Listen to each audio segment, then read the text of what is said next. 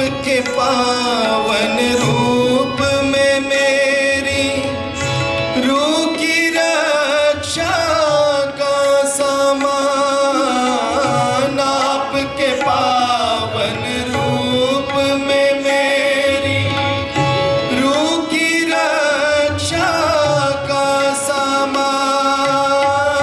काश करूं मैं अनुभव उसको, काश करूं मैं अनुभव उसको, सदा ही अपना जान और प्राण कर दूं ऐसे देव रूप पर।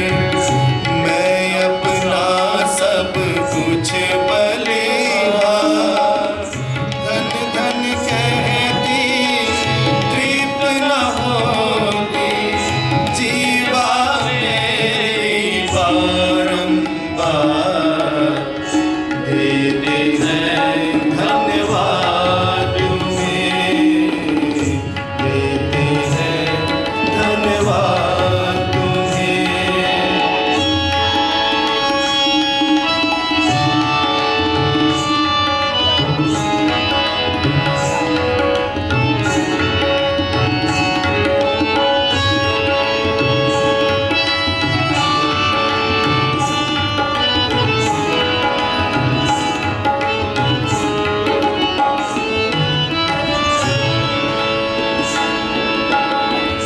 सोती रूह जगी है मेरी, आपका अमृत रस कर पान। सोती रूह जगी है मेरी, आपका अमृत रस कर पान।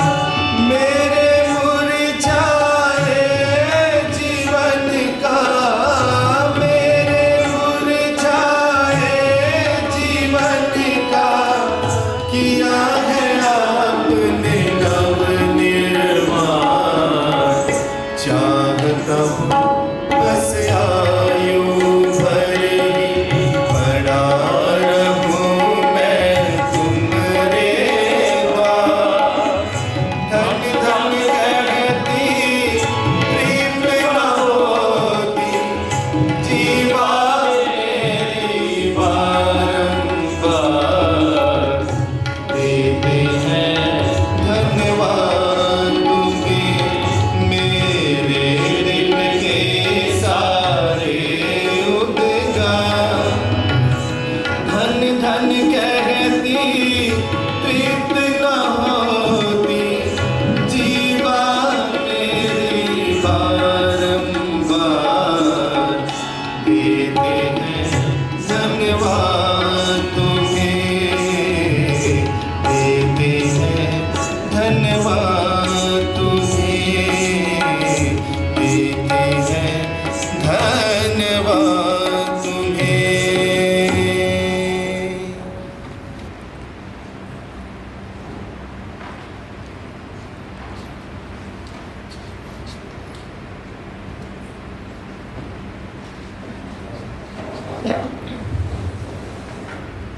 देव जीवन धारकम, देव धर्म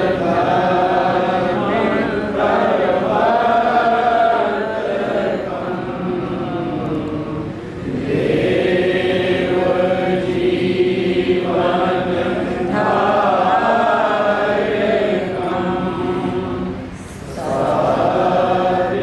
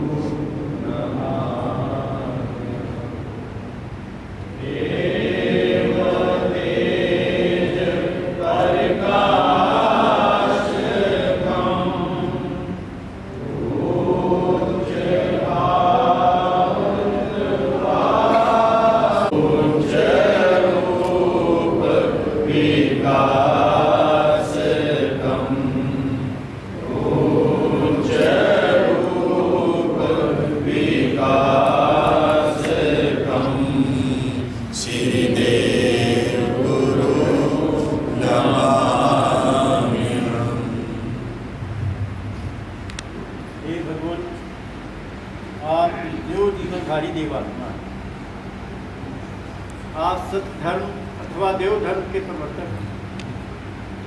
आप मनुष्य मात्र का हर प्रकार का भला करने वाले हैं। आपके ऐसे दीन को सन्मुख लाकर हम आपके चरणों में बार बार प्रणाम करते हैं। हे भगवान, आपके देव रूप में देव ज्योति का प्रकाश हुआ। जिस ज्योति के उजाले में मनुष्य आत्माओं के आत्मा के रोग, आत्मा के पतन, आत्मा का रूप, आत्मा की गठन और आत्मा में मोक्ष कैसे प्रदान होती है, आत्मिक ज्ञान दे करके आत्मा का सत्य बोध, सच्चा ज्ञान देती है। इस प्रकार से जो वास्तव में सत्य ज्ञान है, देव धर्म का ज्ञान है, वो ज्ञान आप देते हैं। आपके ऐसे आत्मिक रूप दर्शाता, आत्मिक सत्य ज्ञान दाता महान देव रूप को सन्मुख लाकर हम आपके चरणों में बार बार हे भगवान, आपके देव रूप में देव ज्योति के अलावा देव तेज का भी प्रकाश और विकास हुआ है। जिस तेज की लासानी किरणों को अधिकारी मनुष्य आत्माओं के अंदर संचार करके उन्हें उनके नाना नीच सुख अनुरागों और नीच घृणाओं को नष्ट करके उनसे उन्हें सच्ची मोक्ष और सच्ची शुद्धि प्रदान करते हैं। इससे भी बढ़कर उनके अंदर उच्च भाव व उच्च अनुराग उत्पन्न व उन्नत करके उनका उच्च जीवन में विकास करते हैं। आपके ऐसे नीच अनुरागों से हरता, उच्च जीवन में विकास करता, सत्य मोक्ष दाता महान देव रूप को सन्मुख हम आपके चरणों में बार बार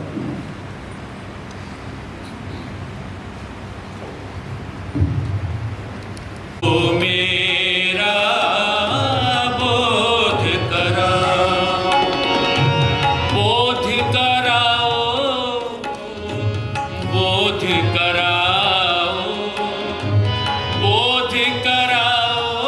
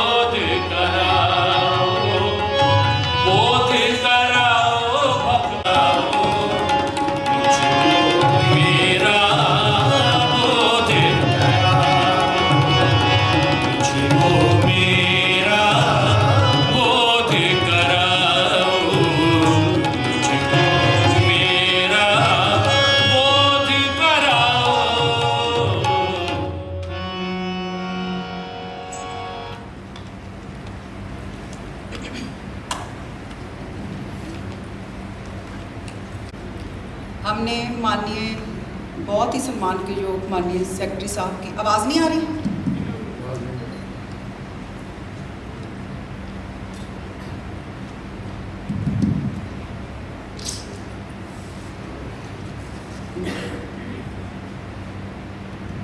अब आ रही? कल इस वक्त हमारे बहुत ही श्रद्धा और सम्मान के योग माननीय सेक्रेटरी साहब की सभा सुन रहे थे। उनकी सभा का विषय था हमारा आत्मा का खौफनाक पागलपन। सभा में आने से पहले मेरे मन की अवस्था और सी, और सभा में जाने के बाद मेरे मन की अवस्था और थी। उसका एक कारण था कि किसी के व्यवहार से मेरा मन दुखी था, और जब किसी का मन दुखी होता है तो वो नीच घृणा भी पैदा होती है। तो वो मैं कुछ उस उलझन में थी कि मैं सभा में आ गई। सभा में आके मुझे ये महसूस हुआ कि मुझे उस व्यक्ति से नीच घृणा की ज़रूरत नहीं है, उसकी जो बीमारी है उससे मुझे उच्च घृणा चाहिए। जैसे कोई बीमार है, उसको उल्टियाँ लग जाएं तो हम कमरा छोड़ के नहीं भाग जाते, हम उसको बचाने की कोशिश करते हैं। तो मेरे मन में आया कि मुझे उस व्यक्ति से बिल्कुल कोई नीच घृणा की ज़रूरत नहीं है, लेकिन दिल है तो दिल तो टूट जाता है कई बारी। तो वो एक शेर है, दिल है कि वो टूटे क्यों ना या वो दुखी क्यों ना हो। तो वो मुझे याद आ गया था कि दिल ही तो है दर्द से भर जाए ना क्यों, बैठे हैं राह गुज़र पर हमें कोई सताए क्यों। कि हम तो अपना काम कर रहे हैं, हमें क्यों सताया जा रहा है। लेकिन अगर दूसरे सताने के कारण हम अपने पद से विपत्त हो जाते हैं तो हम अपनी आत्मा का बुरा करते हैं। ये मुझे कल सभा में समझ आ गया, और जब ये सभा में समझ आया तो मुझे सभा करवाने का मकसद भी समझ आ गया कि सभा करवाना भाषण नहीं होता, सभा करवाना दूसरों के जीवन में परिवर्तन होता है। किसी एक व्यक्ति के जीवन में भी परिवर्तन हो जाए तो हमारा जो सभा है वो कामयाब हो जाती है। तो मुझे जो मेरी जलते दिल पर, मेरी जलती आत्मा पर श्रीमान जी ने ठंडे पानी का छिड़काव किया, उसके लिए मैं आपके लिए बहुत बहुत धन्यवादी हूँ। और आज मेरी सभा का विषय है भगवान देवात्मा ने जो अपने अस्तित्व के बारे में हम 3 दिन से यहाँ पर सभाएं कर रहे हैं। सभापति आपको समझाने की कोशिश कर रहे हैं और आप लोग समझने की कोशिश कर रहे हैं कि हमारा अस्तित्व क्या है। हमारे अस्तित्व को समझने के लिए सबसे पहले भगवान देवात्मा ने जो आदेश दिए हैं उसमें फरमाया है कि हमारे में अगर आकांक्षा है, इच्छा है, तभी हम समझ सकते हैं। अगर देखा जाए तो मनुष्य में दुनियावी इच्छाएं होती हैं। वो कैसी इच्छाएं हैं? घर की हैं, कोठी की हैं, कार की हैं, घूमने की हैं, शादी की हैं, बच्चे पैदा करने की हैं, उन्हें सेटल करने की हैं। हम दुनियावी इच्छाओं से घिरे हुए हैं। इसी के कारण अगर देखा जाए तो साइंस ने इस फील्ड में, फिजिकल वर्ल्ड में इतनी तरक्की की है कि वो समुंदर की गहराइयों तक जा चुका है, वो आसमान तक पहुंच चुका है। उसने शारीरिक ऐसी बीमारियों की खोज कर ली जो लाइलाज थी। ये सिर्फ इसलिए कि वो दुखी नहीं होना चाहता, वो सुखी रहना चाहता है। इसलिए उसने फिजिकल वर्ल्ड जो उसको ज़्यादा दुख देता था, उसने इसके ऊपर कुछ फतेह हासिल करने की कोशिश की। लेकिन भगवान देवात्मा ने फरमाया है कि हम सिर्फ दुनियावी चीज़ों को लाभ करके खुश नहीं हो सकते, क्योंकि जो हमारी आत्मा है वो 2 चीज़ों से बनी है। हमारा जो अस्तित्व है वो 2 चीज़ों से बना है, एक है शरीर और दूसरा है उसकी आत्मा। ये 2 अलग अलग नहीं है। आत्मा और शरीर एक यूनिट है। इसकी इतनी इम्पोर्टेंस भगवान देवात्मा के पास थी कि उन्होंने 24 आदेश शरीर के संबंध में दिए हैं और 24 आत्मा के विषय में दिए हुए हैं। तो जो पहले मैं शरीर के विषय में कुछ आदेशों का पाठ करूंगी, इस ऑडियंस को इन आदेशों का शायद लगे कि ये बड़े बच्चों को समझाने वाली बातें हैं, लेकिन भगवान देवात्मा ने जब इन आदेशों की बात की तो उन्होंने हमें ज़्यादा से ज़्यादा इनको अपनाने के लिए उन्होंने इच्छा जाहिर की है। हम इंसान हैं, हम कोई प्रतिज्ञा करते हैं और कुछ देर में उस प्रतिज्ञा से परे चले जाते हैं, लेकिन कुछ ना कुछ अगर हम करते रहेंगे तो हमारा शरीर आगे से तंदुरुस्त हो सकता है। इसके लिए जो पहला आदेश भगवान देवात्मा ने दिया है, ये मैं थोड़े से ही करूँगी, उसके बाद अपने दूसरे विषय की तरफ जाऊँगी कि हमारे लिए ये जो हम लोग अपना यज्ञ कर रहे हैं, ज़रूरी है कि जहाँ तक संभव हो सूर्य उदय से 1 घंटा पहले उठा जाए। अब हम में से एक बात मैंने अपने लिए बड़ी इसमें फ़ायदेमंद सोच ली जब मैं पढ़ रही थी कि मुझे लगता था मैं सुबह नहीं उठती। फिर मैंने कहा कमाल हो गया, भगवान देवात्मा ने तो लिख दिया जहाँ तक संभव है, कि मेरे लिए तो संभव ही नहीं है।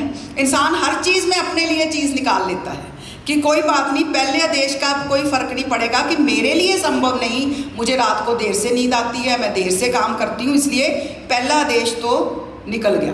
पर जो सुबह उठते हैं उनके लिए बहुत लाभकारी है कि वो सुबह उठें और कुछ अपना चिंतन करें। दूसरा, भगवान देवात्मा ने आगे एक और बात बताई है इसके बाद कि सुबह उठ के अपने आप को क्लीन किया जाए, ब्रश किया जाए। तो इसमें हमें नहीं प्रॉब्लम कि हम में से कोई नहीं होगा कि जो सुबह उठ के ब्रश नहीं करता होगा, लेकिन ये उस ज़माने के आदेश है जहाँ ब्रश का कॉन्सेप्ट ही नहीं था, जब लोग सुबह उठ के अपनी सफाई की तरफ ध्यान ही नहीं देते थे। ये मुझे अभी याद आया, एक हमारे साइयाँ वाले MP थे फिरोजपुर में, उनके आगे एक है, वो अभी भी हमारे मेंबर हैं, उनकी बहू। तो वो आंटी एक दिन आए बड़े दुखी। मैंने कहा क्या हो गया? पॉलिटिकल फैमिली है, घर में गेस्ट आते हैं, तो निहंग सिंह आए हुए थे। तो मैंने कहा आंटी क्या हुआ, आपका मूड क्यों ऑफ है? तो उन्होंने कहा बेटा कुछ नहीं, आज मैं तो बहुत बुरी अवस्था में हूँ। मैंने कहा क्या हुआ? कहते निहंग सिंह जी आए हुए थे, वो मेरे बाथरूम से निकल रहे थे। तो मैंने कहा बाबा जी अंदर की करन गए?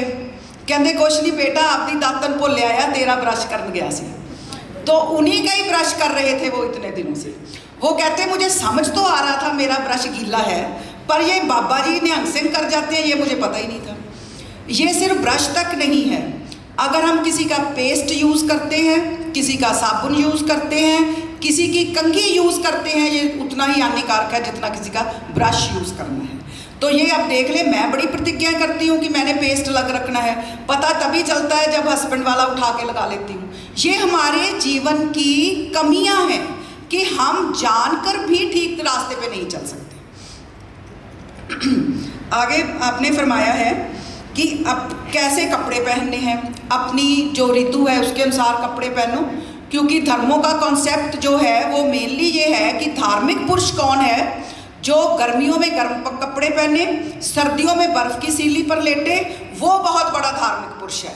हो सके तो वो कपड़े पहने ही ना, वो नग्न साधु हो जाए, उससे बड़ा धार्मिक पुरुष कोई नहीं है। उसको देखने के लिए लाइनें लग जाती हैं। एक दफ़ा हम लोग केरला की तरफ गए थे, तो हमें ट्री हाउस पे रहने का मौका मिला। तो मैंने तो बड़ी खुशी से ट्री हाउस से फ़ोन किया अपने फादर को, श्रीमान जी को, कि हम ट्री हाउस पे पेड़ के ऊपर रुके हुए हैं।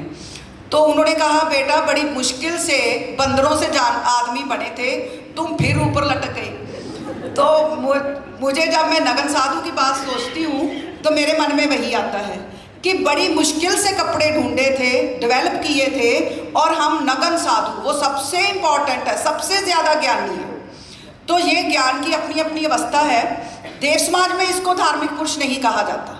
जो गंदे कपड़े पहने, ये आदेशों में दिया हुआ है। खुशबूदार, हमारे से खुशबू आनी चाहिए, हमें साफ़ सुथरे कपड़े पहनने चाहिए, हमें अच्छे घरों में रहना चाहिए, हमें रोशनी वाले घरों में रहना चाहिए। ये हमारे अस्तित्व का भाग है, हमारा शरीर। ये मैं एक दिन बाबा रामदेव का सुन रही थी। मल्टी मिलियनर है बाबा रामदेव, हम सबको पता है। वो प्रिटेंड क्या कर रहे हैं, और यहाँ पे भगवान देवात्मा की फिलॉसफी उनके सामने फेल हो जाती है। उन्होंने टीवी के ऊपर अपना कमरा दिखाया और कमरे में एक चटाई दिखाई कि मैं इस चटाई पे सोता हूँ।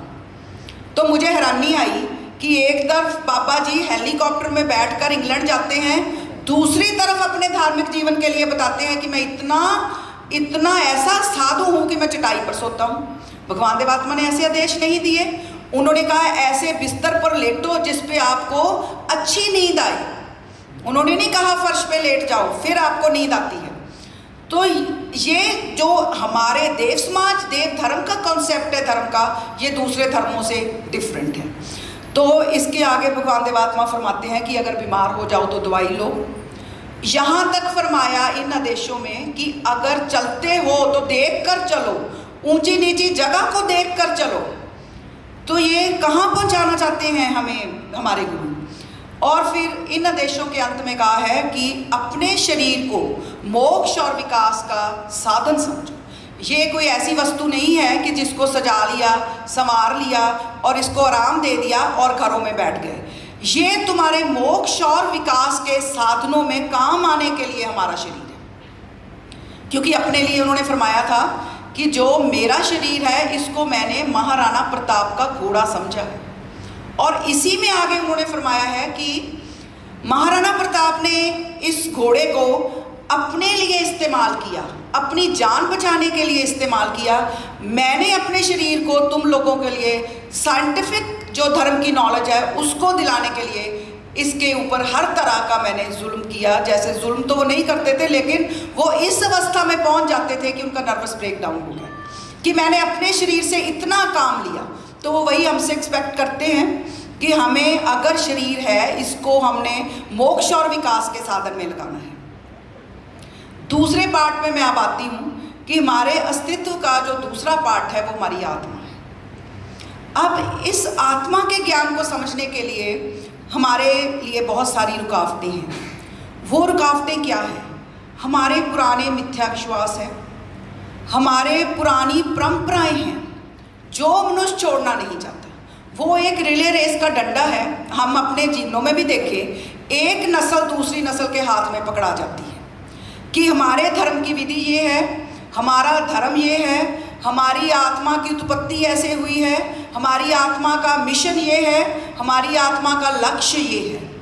इसलिए देव समाज में कोई देव समाजी नहीं बन जाता जब तक वो 18 साल का नहीं हो जाता, जब तक वो अपने आत्मा का ज्ञान समझने के लिए एडल्ट नहीं होता और उसके अंदर कोई चाहत नहीं होती, फिर वो देव समाज का मेंबर बनता है। इसलिए मैं कहती हूँ कोई देव समाज का बच्चा देव समाजी नहीं कहला सकता जब तक वो खुद प्रतिज्ञा नहीं करता कि मेरे लिए ये मिशन की ये नॉलेज जो है वो साइंटिफिक है और मैं इसके ऊपर चलना चाहता हूँ। और देव समाज फैमिलीज़ के लिए हमारे लिए है कि हमारा 14 साल का जो बच्चा है वो सेवक बन सकता है, क्योंकि फैमिली से उसको वो कॉन्सेप्ट आ जाता है। लेकिन आमतौर पर हमारे पुराने विचार, हमारे मिथ्या विश्वास हमें साइंटिफिक नॉलेज ग्रहण करने नहीं देते। ये कैसे मनुष्य सोचे कि जो उसकी आत्मा है वो अमर नहीं है, उसके ऊपर अच्छाई और बुराई का असर होता है। ये भगवान देवात्मा ने हमारी आत्मा के बारे में शिक्षा दी है कि जैसे उन्होंने सेहत के नियम बताए कि हमारी सेहत है, सेहत के लिए एक्सरसाइज ज़रूरी है, सेहत के लिए अच्छा खाना ज़रूरी है, सेहत के लिए आराम ज़रूरी है। हम ये कुछ सेहत की निशानी है। रोशन घर चाहिए, धूप चाहिए। इसी तरह से आत्मा के लिए भी कुछ चीज़ें बहुत ज़रूरी हैं। उसके लिए एक लाइन ही बहुत काफ़ी है समझने के लिए कि अगर हम दूसरों को बनाते हैं तो हम बनते हैं, अगर हम दूसरों को बिगाड़ते हैं तो हमारी आत्मा का विनाश होता है। इसके लिए ये समझना ज़रूरी है कि हम आए कहाँ से। देव समाज में आत्मा का जो कॉन्सेप्ट है इसको समझाने के लिए एवोल्यूशन की थ्योरी पे विश्वास किया जाता है कि हम इवॉल्व हुए हैं, हमें क्रिएट नहीं किया गया। तो जब हम इवॉल्व हुए हैं तो हम इनएनिमेट वर्ल्ड से, हम समुंदर के पानियों से होते हुए, पेड़ पौधों से होते हुए, पशुओं से होते हुए मनुष्यों तक आकर हम आत्मा कहलाते हैं। क्योंकि हमारे अंदर अगर मेडिकली देखा जाए तो भौतिक जगत के पदार्थ भी पाए जाते हैं, जिंक है, सोडियम है। सोडियम कम हो जाए तो देखो कैसे भूल जाते हैं। और पेड़ पौधों के हमारे अंदर अंश पाए जाते हैं, हमारे अंदर पशुओं के अंश पाए जाते हैं, और फिर विकास करते करते हम मनुष्य के रूप में पैदा हुए हैं। इसलिए भगवान देवात्मा ने जो अगला आदेश दिया है आत्मा के संबंध में कि हमें ये समझना चाहिए कि हम विश्व का अंग हैं। अब विश्व का अंग समझने के लिए तो बहुत हमारी मजबूरी है। हमें तो ये समझ नहीं आता कि हम माँ बाप का अंश हैं। हम तो समझते हैं हम इंडिपेंडेंट हैं। आपने हमें जन्म देकर हमारे ऊपर कोई परोपकार नहीं किया। आपने हमें जन्म दिया है, हमें पालो, हमें बड़ा करो। जायदाद हमारे लिए कमा के देना आपका हक है। अभी हमारे यहाँ पे माली भैया हैं, तो मैंने कहा माली भैया, कहते बहन जी ये गलती हो गई। मैंने कहा क्या गलती हो गई? कहते 70 साल के करीब है, कहते मैंने शादी करवा ली। तो हम हैरान हो गए कि इस उम्र में शादी करवा ली, हुआ क्या? कहता मेरी पत्नी की डेथ हो गई थी, जैसे ही वो रिटायर हुए तो उनकी 3 बेटियां हैं। ये अभी लेटेस्ट घटना है। तो कहते मेरे सारे पैसों के बारे में सोचने लगी, सोच के ये कहा कि हमें बाबा सारा पैसा बांट दो। तो उन्होंने कहा मैं किसके पास रहूँगा। तो उन्होंने कहते मेरी बेटियों ने मेरे से कहा कि तुम 4-4 महीने हमारे पास रहोगे, 4-4 महीने। 4 महीने के बाद आपको दूसरी के पास जाना पड़ेगा, उसके बाद तीसरी के पास जाना पड़ेगा। तो कहते बहन जी मैं इतना दुखी हो गया कि मैंने सोचा कि ये जो औरत जिसका कोई नहीं, जिसके 2 बच्चे हैं, मैं इसी को बढ़ा दूँ, इस नालायक औलाद को पैसे देने की बजाय। तो कहते मैंने शादी की, उसकी 2 बच्चियाँ लाया और यहाँ पे आके रहने लगा।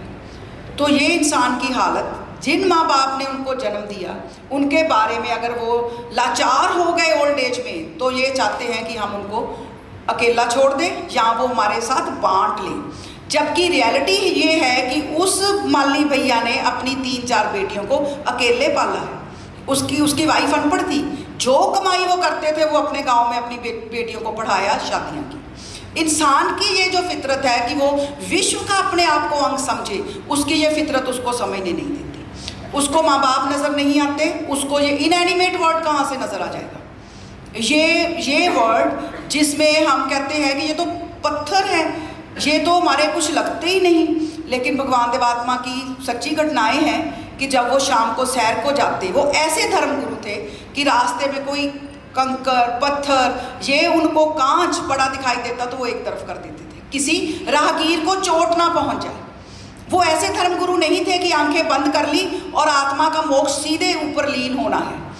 वो कहते थे कि इसके साथ जीवित संबंध अनुभव करो, चारों जगतों के साथ। और उनके शिष्य कैसे बने, शरदे कनल जी, एसपी कनल जी के बारे में मशहूर है। वो इंग्लैंड से पढ़े थे, दिल्ली यूनिवर्सिटी में प्रोफेसर थे और देशमंच के स्कूल्स के दिल्ली में इंचार्ज थे। वो क्या करते, कोई पत्थर देखते उठा देते, कोई कागज़ देखते उठा देते।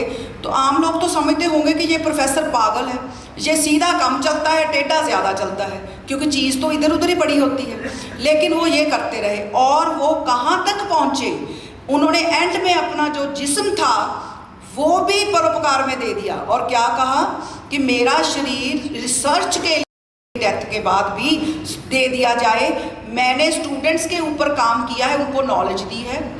आखिर में मैं चाहता हूँ कि ये जो मेरे शरीर से नॉलेज भी ये कम्युनिटी हासिल करे। वो कहाँ पर भगवान देवात्मा की इसी शिक्षा ने कि दूसरों का करो, वहाँ तक पहुँचा दिया। और एक इंसान जिसको पत्थर नहीं दिखाई देता, कंकर नहीं दिखाई देता। ये देश समाज की घटना है जब पाकिस्तान बना। आपको पता है कि कितनी दुखदाई वो टाइम था कि लोग अपना घर बार छोड़ के आ रहे थे, अपनी जायदाद छोड़ के आ रहे थे, कईयों के बच्चे मर गए। मेरे फादर ने तो ये सब अपनी आंखों से देखा है। तो श्रीमती सत्यवती जी सिंधी थी, जिनके पिताजी को गुरु महाराज ने कहा था इनको कोई हमारे से छीन नहीं सकता। तो बेटी में फिर कोई गुण तो आना ही था। जब वो वहाँ से निकली तो उन्होंने क्या किया, जो मुझे नहीं लगता उस डिवीज़न के टाइम किसी ने भी किया होगा। जब उनके परिवार वालों ने कहा कि माता जी गाड़ी घोड़ा या जो भी था वो तैयार है, आ जाओ, वापस जाना है, इंडिया जाना है। तो आम लेडी तो दुख से ही मर जाती कि मेरा सामान रह गया, मेरे गहने रह गए, मेरा फर्नीचर रह गया, मेरा ये रह गया। उन्होंने कहा रुक जाओ, पहले मुझे इस मकान की सफाई करनी है। उन्होंने पहले मकान की सफाई की, उसको धोया, बिल्कुल साफ करके कहते अब सारा परिवार आ जाओ, इसमें हमने प्रार्थना करनी। तो क्या प्रार्थना करनी है कि तेरे सेहन में मेरे बच्चे खेले, मेरी शादी हुई, मैंने दुख सुख ही तेरे सेहन में महसूस किया।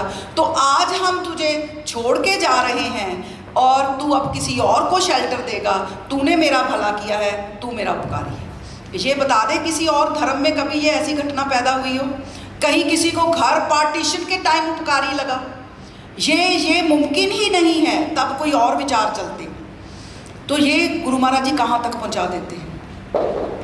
लेकिन ये किसी के अंदर तो ये पैदा हो गई भाव कि ये घर मेरा उपकारी है, किसी के अंदर ये भाव नहीं पैदा होते। किसी के अंदर, किसी को सड़क पे दिख गया पत्थर, किसी को नहीं दिखता। मैं अपने कॉलेज में बहुत बार कहती हूँ कि मैं चल नहीं पाती अगर पंखा चल रहा हो किसी क्लासरूम में, किसी कॉरिडोर में। तो ये तुम लोग ऐसे कैसे निकल जाते हो कि पंखे लाइटें ऑन है, एसी ऑन है, कूलर ऑन है। तो भगवान देवात्मा ने इसका एक जवाब दिया है जो आम मनुष्य के पास नहीं है। उन्होंने फरमाया कि हमारे जो नीच अनुराग और नीच घृणाएं हैं, ये हमारा अपना और दूसरों का पतन करते हैं, हमारे अंदर मिथ्या विश्वास पैदा कर देते हैं कि अगर तू पंखा नहीं बंद करेगा तेरा कुछ नहीं होगा, कोई ऐसा फर्क नहीं पड़ता, मैं नहीं करूँगा मेरा पिछला बंद कर देगा, तकलीफ उठाने की क्या ज़रूरत है।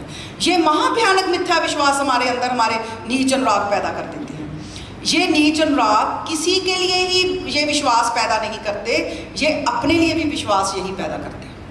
ये जो हम स्वाद की चीज़ें खाते हैं, हम सब जिंदा रहना चाहते हैं, सुख से जिंदा रहना चाहते हैं, हेल्दी रहना चाहते हैं, लेकिन फिर भी हम सुख स्वाद की ऐसी गतियां करते हैं जिससे हमारी हानि होती है। क्योंकि स्वाद का सुख अनुराग जो भगवान देवात्मा ने हमारी बीमारियों में से आत्मा की बीमारियां बताया है, जो स्वाद का सुख अनुराग है, वो एक वकील की तरह हमारे सामने खड़ा हो जाता है कि इस बर्फी को खाने से मुझे कुछ नहीं होगा, उसको हो सकता है, ये मलाई खाने से किसी को कुछ नहीं होगा, उसको हो सकता है। इस स्वाद अनुराग के लिए मैं किसी और की बातें नहीं करती, मुझे खुद को पता है कि मेरे अंदर मैं भी इसी में ग्रस्त हूँ। ये ऐसा नीच अनुराग है और हर टाइम एक वकील की तरह हमारे सामने, हर खाने से पहले मनुष्य के सामने खड़ा होता है।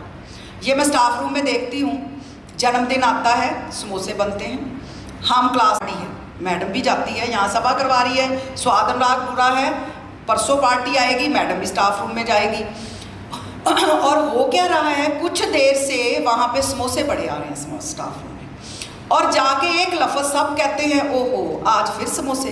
पर ये नहीं कि समोसा छोड़ दो, पूरा नहीं खाना तो आधा खा लेते हैं। तो ये क्या है, ये स्वाद हमारे अंदर मिथ्या विश्वास पैदा करता है कि एक समोसा अगर हमें तंग करेगा तो आधा तो तंग करेगा ही नहीं, और पता घर जाके लगता है। एक और मैंने अपने जीवन की बात बताती हूँ कि स्वाद अनुराग आपको कहाँ तक ले जाता है। मुझे कुछ अरसे से कोई पेट की प्रॉब्लम थी, समझ नहीं आ रही थी क्या हुआ, फिर मैं खुद अपनी बीमारी काफ़ी ढूंढ लेती हूँ। मैंने ढूंढा कि मुझे दूध से एलर्जी हो रही है, तो दूध मेरे लिए प्रॉब्लम, तो फिर अब दूध को छोड़ा कैसे जाए, जो मैं दिन में 5-6 गिलास पीने वाली, तो दूध कहाँ से छोड़ दूँ। तो मेरी हालत तंग हो गई। एक दिन इतनी बुरा हुआ कि मैं सारी रात टहलती रही, और 10 बारी मुझे लगता मैंने मधु मैडम को फ़ोन कर करके इसी चक्कर में पूछा कि क्या करूं। मैं इनो अपने साथ रखती, ग्लास दूध पीती, 15 मिनट बाद इनो खा पीती, क्योंकि ये कहते इनो ले लिया कर, समझ आए ना कि दूध मेरे लिए मुझे तंग कर रहा है। तो एक दिन शाम को मैंने क्या किया, मैंने 4 गिलास दूध पी लिए। ये अपनी है, अपनी अपनी मजबूरी है कि दूध देख के रुका ही नहीं जाता। तो मुझे बड़ी हैरानी हुई कि मुझे डॉक्टर के पास ले जाना पड़ा, मेरे 6-7 इंजेक्शन लगे। फिर मैंने खुद ढूंढ लिया कि मुझे तो दूध से प्रॉब्लम है, मैंने छोड़ दिया, और इतना बल है कि बड़ी सख्ती से छोड़ दिया और एकदम छोड़ दिया। जब देखो दूध छोड़ा तो बेड के ऊपर लेट गई, चला मेरे से ना जाए, मुझे समझ ना आए मुझे बुखार क्यों चढ़ा हुआ है, मेरा जिस्म क्यों टूटता है। तो मेरा भाई आया हुआ था, उसने गूगल पे निकाला कि ये जो दूध है इसके विड्रॉल सिम्टम्स हैं। मैं हैरान हो गई कि दूध के नशे की तरह विड्रॉल सिम्टम्स हैं।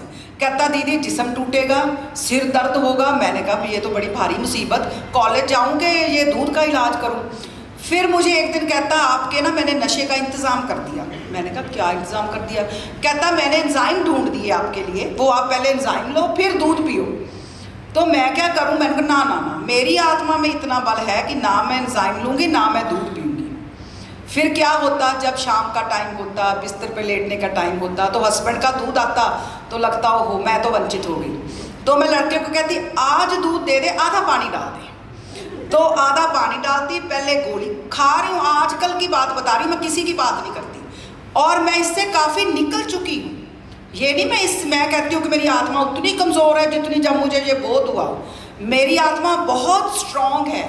तो वो मैं एंजाइम खाती हूँ, फिर दूध पीती हूँ, फिर किसी दिन पनीर बन जाए, मैडम बहुत स्वाद बना है, तो फिर गोलियाँ पर्स में रखती हूँ, फिर गोली खाती हूँ, फिर वो पीती हूँ। लेकिन ये आत्मा की वीकनेस है, ये हमारी आत्मा का बहुत भयंकर रोग है कि हम समझ के भी वो चीज़ ना छोड़ पाए, जिससे हमें लगता है कि हमारी आत्मा बीमार होती है, हमारा शरीर बीमार होता है, हमें हॉस्पिटल में जाना पड़ता है।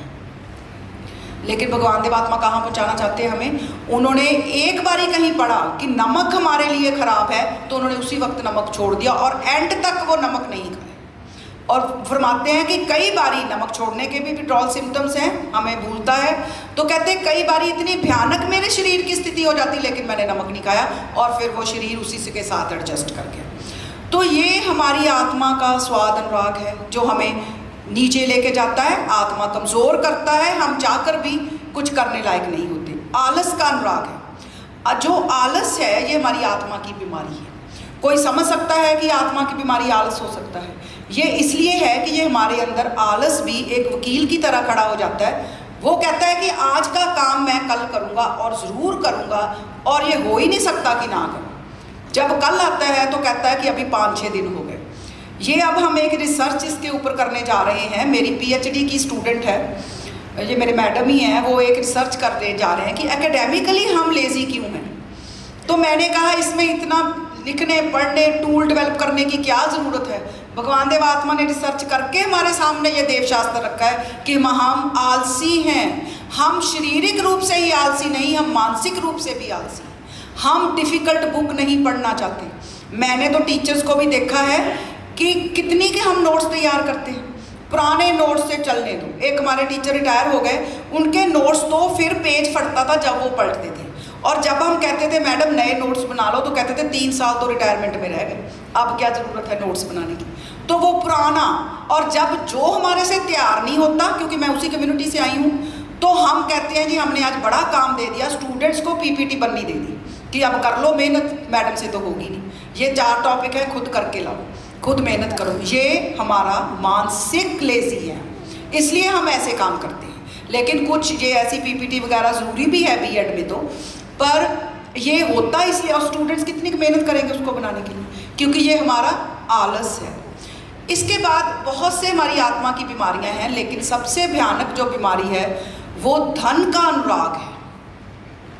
धन का अनुराग क्यों पाया जाता है? क्योंकि इससे हमें सुख मिलते हैं। तो धन अनुरागी क्या करता है? वो टैक्स की चोरी करता है और कहता है मैं नहीं पकड़ा जाऊंगा। उसको पूर्ण विश्वास होता है कि मैं पकड़ा नहीं जाऊंगा, मेरा पड़ोसी पकड़ा जाएगा, इसलिए टैक्स की चोरी करो। ये मैं कह रही थी मोदी साहब जो मर्जी कर ले, टैक्स चोरी नहीं बच सकती। और अपनी ज़रूरत से ज़्यादा अपना धन इकट्ठा करता है। भगवान देवात्मा कहते हैं ये तुम्हारे अंदर धन का अनुराग है। धन तुम्हारे लिए नहीं है, धन सोसाइटी में लगाने के लिए है। इसलिए उस व्यक्ति को जो धन को इकट्ठा करता है, उसके लिए श्रद्धेय PV कन्नल जी जो प्रेयर करते थे वो कब समझ आए। वो क्या प्रेयर करते थे सबसे उठकर सुबह कि मेरे अंदर धन का अनुराग पैदा ना हो, मेरे पास कहीं पैसा ना आ जाए, मेरे पास रुपया ना आ जाए। ये कोई व्यक्ति प्रेयर करता है। और वो श्रद्धेय PV कन्नल जी कौन थे?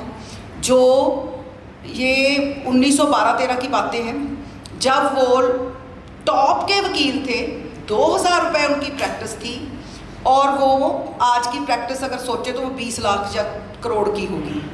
कब की बातें हैं। और वो लगातार रोते थे कि मेरे जीवन का मैं स्वार्थ में रहकर नाश कर रहा हूँ, मेरे जीवन का भला दूसरों की सेवा में है, जो इस प्रैक्टिस में रहते हुए मेरे से हो नहीं पा रहा। मुझे गुरु मिशन में लगना है, लोगों का आध्यात्मिक सेवा करनी है। तो एक दिन वो समाज में आ गए, और आने के बाद गुरु कैसे थे? गुरु महाराज जी ने क्या फरमाया कि तुम्हें रहने के लिए कितने पैसे चाहिए? 2000 रुपया लेने वाले श्रद्धेय PV कन्नल जी ने कहा 10 रुपये। और वो 10 रुपये में गुरु महाराज जी के मिशन में आ गए। और गुरु महाराज जी भी ऐसे नहीं थे, हमारे जैसी आजकल की बात ही नहीं है। उन्होंने क्या लिखवाया? कहते पहले ये लिखो कि कहीं नौकरी छोड़ के आ गए, कल को देव समाज के ऊपर क्लेम बना लो। ये लिखो कि देव समाज के ऊपर मेरा कोई क्लेम नहीं है। गुरु महाराज जी ऐसे थे, उसी वक्त लिख दिया कि देव समाज के ऊपर मेरा कोई क्लेम नहीं। गुरु महाराज जी हमें वहाँ पहुँचाना चाहते हैं, लेकिन स्वार्थी मनुष्य को ये समझ नहीं आती।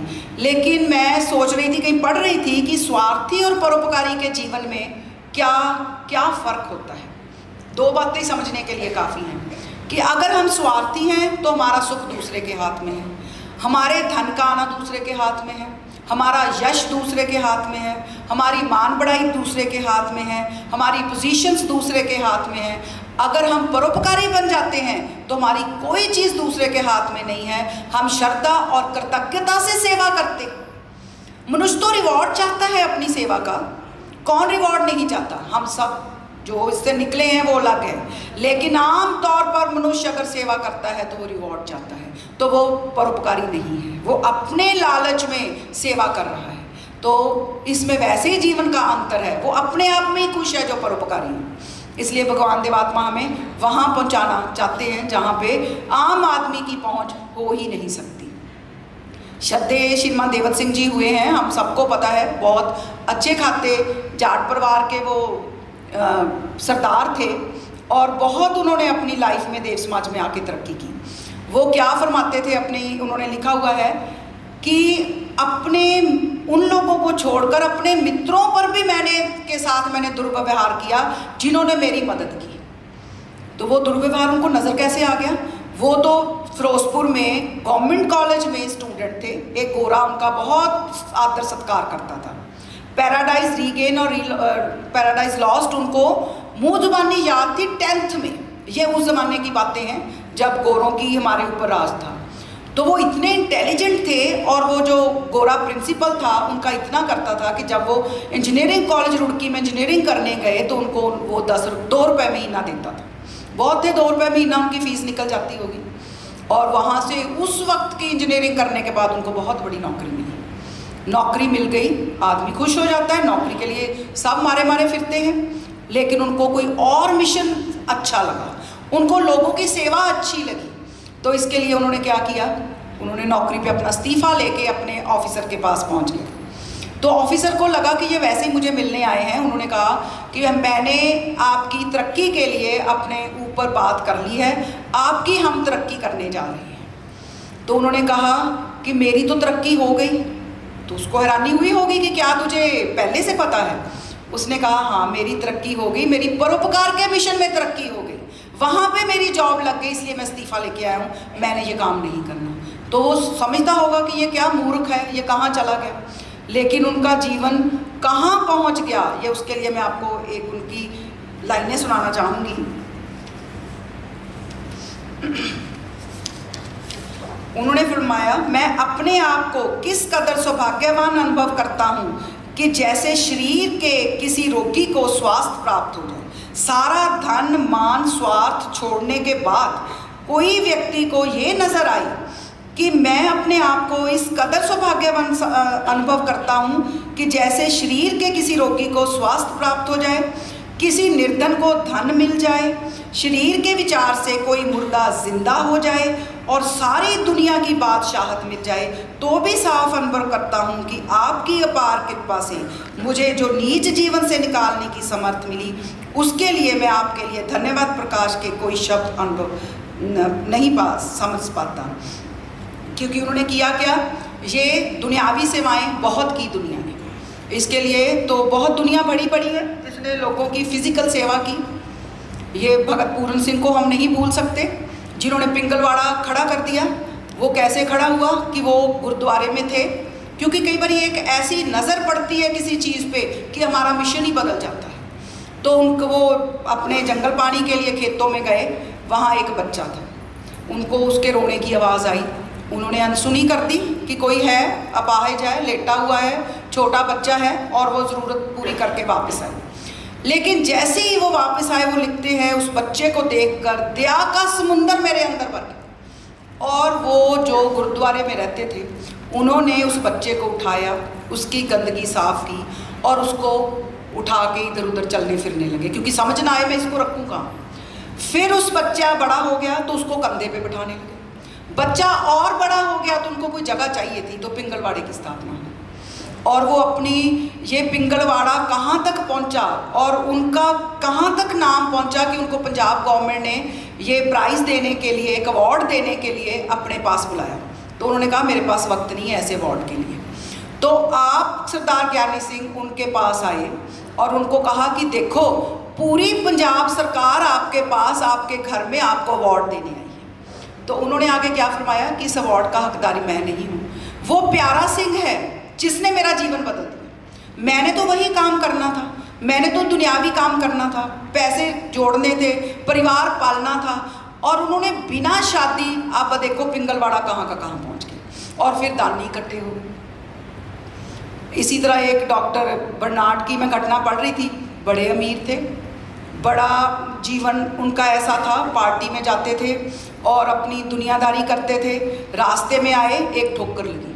ठोकर किसको लगी? एक छोटे बच्चे को लगी। देखा वो बच्चा अनवांटेड कहीं पड़ा है, तो उन्होंने बच्चे को ले आए, घर लाए, उसको पालना शुरू किया। और कितने बच्चों की परवरिश की आप सुनकर हैरान हो जाएंगे। 1 लाख बच्चों की, 1 लाख अपाहिज बच्चों को, अनाथ बच्चों को बड़ा कर दिया और कहाँ पर पहुँचा दिया।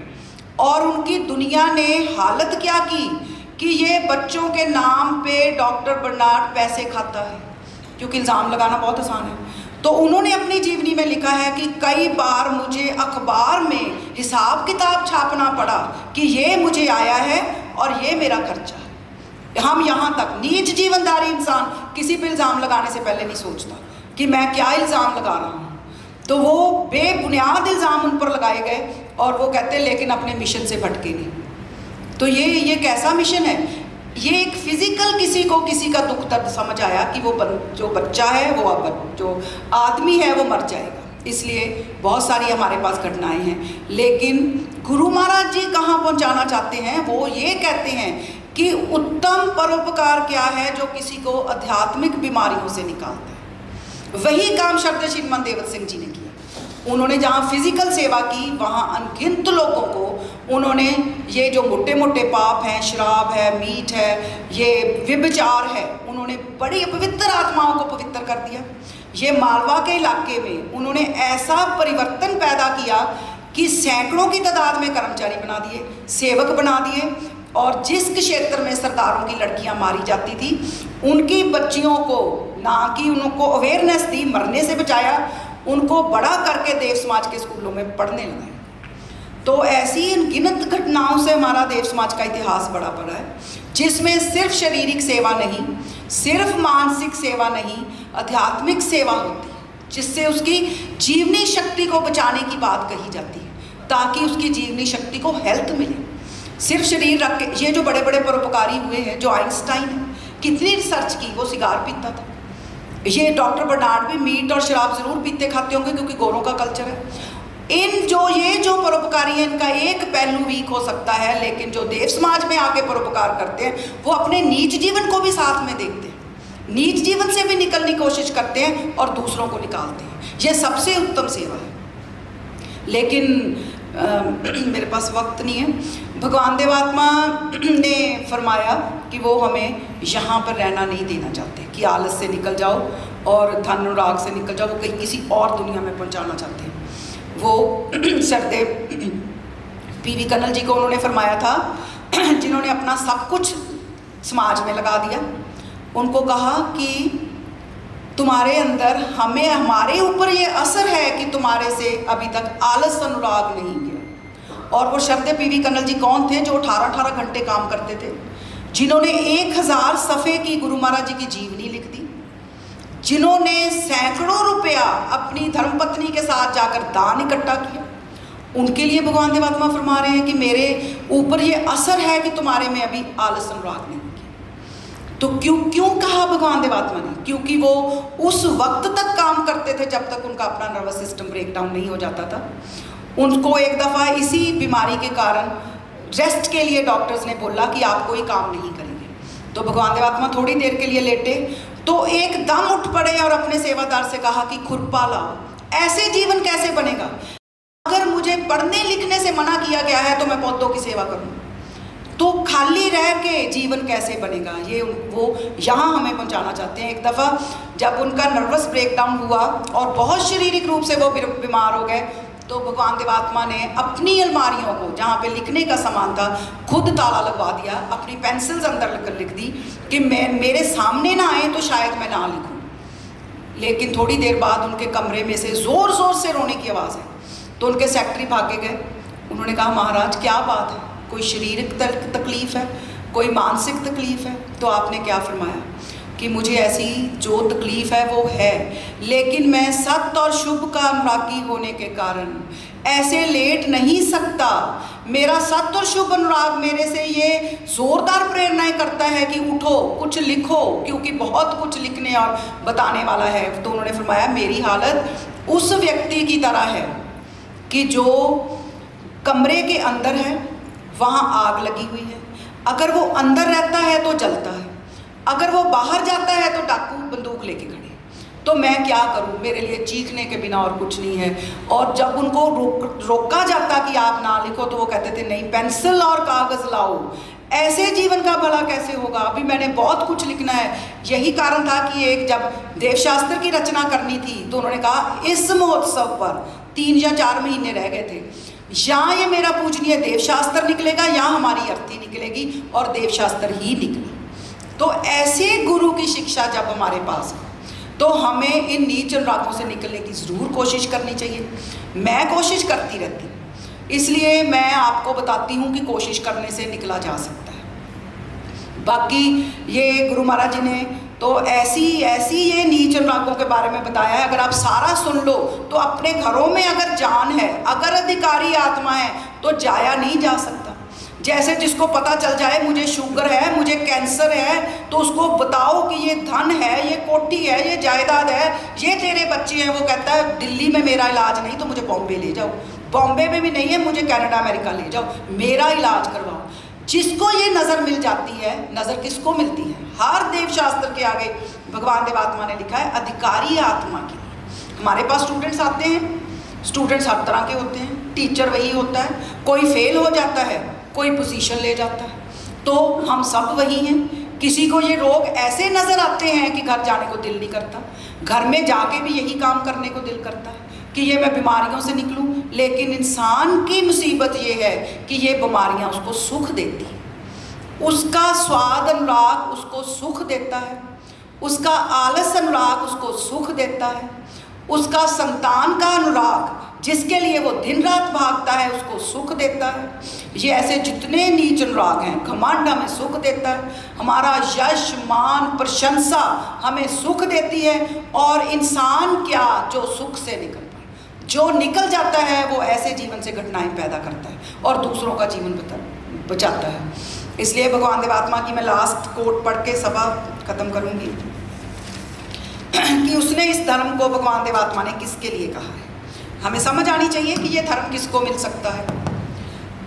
आपने फरमाया है गृहस्थ आश्रम में रहना बुरा नहीं है। वो ये नहीं चाहते कि साधु संत बन जाओ, जंगलों में चले जाओ, दुनिया छोड़ दो और सिर्फ पाठ करो। वो कह रहे हैं गृहस्थ आश्रम में रहना बुरा नहीं, संसार में रहना बुरा नहीं, बीवी बच्चों वाला होना बुरा नहीं, पैसा कमाने के लिए नौकरी करना बुरा नहीं, कोई कारोबार करने में हर्ष नहीं।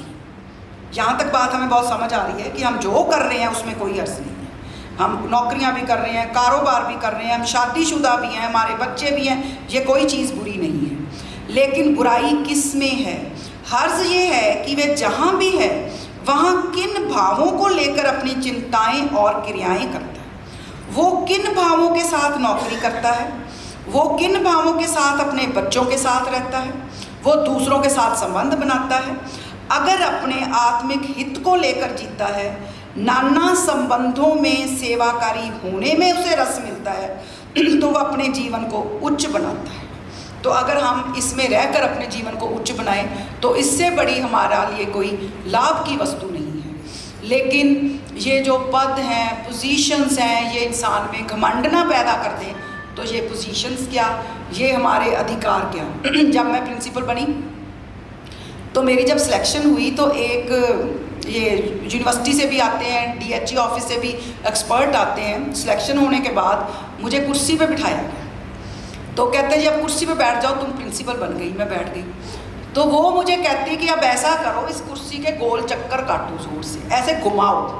मैंने कहा क्यों घुमाऊँ, मुझे चक्कर आएगा। कहते चक्कर नहीं आएगा, पावर सिर पे चढ़ेगी। कहते जब पावर सिर पे चढ़ेगी तो प्रिंसिपलशिप हो जाएगी। तो मैं हैरान, मैंने कहा हमारे गुरु की शिक्षा क्या और ये इनकी शिक्षा क्या। तो मैं सब अब हंस रहे थे, स्टाफ वाले भी एक दिन के मैडम उनको पावर तो अभी तक चढ़ी हुई है उस प्रिंसिपल को। तो ये जो पावर है ये दूसरों के काम आने के लिए। मुझे तो लगता है जो मेरे हाथ में है उससे अगर हम किसी गरीब बच्चे की फ़ीस ना माफ़ कर सकें, फ़ीस कॉलेज से नहीं माफ़ कर सकते, अपनी जेब से ना डाल सकें, तो मेरा प्रिंसिपल होना व्यर्थ है। कल ही एक स्टूडेंट आया हमारे पास, तो कई बार इंसान भी धोखा देते हैं, धोखे से हम सीखते हैं। तो वो बड़ी मिन्नतें करने लगा। हमारी डेट निकल चुकी थी एडमिशन की कि मेरी पे नहीं मिली मदर को, इसलिए मैं नहीं दे पाई फीस। उसकी मदर ने भी यही बात की। आधा घंटा उसको चेक करने के बाद हमने एडमिशन दे दी कि वो सच में उस बच्ची की माँ को पे नहीं मिली थी, और वो ऐसी मिन्नतें कर रही थी कि मैंने कहा इससे मिन्नत ना करवाओ, इसको एडमिशन दो। तो वो अगर एक पोजीशन किसी को दुखी करने के लिए है तो उस पोजीशन का कोई फ़ायदा ही नहीं है। अगर धन किसी मददगार की मदद करने के लिए नहीं है तो उस धन का कोई फ़ायदा ही नहीं है। अगर तुम्हारा घर, तुम्हारी कार किसी गरीब को उठा के, रास्ते में किसी एक्सीडेंट वाले को उठा के उस कार में डाल के हॉस्पिटल में ले जाने के लिए नहीं है तो तुम्हारी कार किसी काम की नहीं है। तो ये जो हमें सुख सुविधाएं जो किसी के पास ज़्यादा है, किसी के पास कम है, वो हमारे अपने दिमाग के कारण है, हमारी अपनी पहुंच के कारण है। लेकिन भगवान देवात्मा ने फरमाया है कि जितना हम अपने पास जो कुछ है उसको दूसरों की सेवा में लगाएंगे उतना हमारा अपना भला होगा और दूसरों का भला। मैं ऐसा कर सकूं, मेरे पास जो कुछ है वो मैं दूसरों की भलाई में लगा सकूं, मेरी अपने लिए ऐसी कामना है और आप सबके लिए ऐसी कामना है। बहुत बहुत धन्यवाद। अभी दूसरी सभा होगी तो बीच में किसी ने अपनी ज़रूरत के लिए जाना चले जाएं, लेकिन डॉक्टर साहब कह रहे थे भाव प्रकाश की सभा है तो ये आप ज़रूर सुन के जाएं, तो घंटे में वो सभा खत्म हो जाए।